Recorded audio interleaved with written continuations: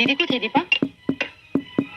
কেন এতখানি বেলা হয়ে গেল, আমার ঘরটা এখনো ঝাঁট পড়েনি?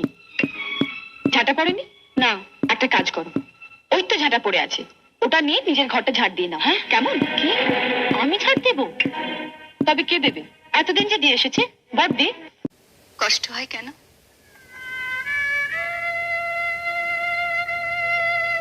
ভালো মানুষকে বাড়ির সবাই তোমাকে ঝিয়ের মতো খাটায়, তোমারও তো সকালাত বলে কিছু থাকতে পারে না? ছোট, আমি যেদিন এ বাড়ির বউ হয়ে এসেছি সেদিনই আমার সব শখ আহ্লাদ বিসর্জন দিয়েছি। তুমি দেখো না বর্দি, কিছুদিনের মধ্যে আমি এবারে ভোর পাল্টে দেবো, মার চিৎকারও বন্ধ করবো। যার ঘরে যাও, আমি সব করে দিচ্ছি। না, তুমি রাজুর পাশে গিয়ে বসো। ছাড় ছোট, যার বাবার সংসারে 500 টাকা দেয় তার ছেলের বেঁচে থাকার কোনো অধিকার নেই এ সংসারে। ঠোঁড়া সাপ আমার ফনা তোলে। মা কত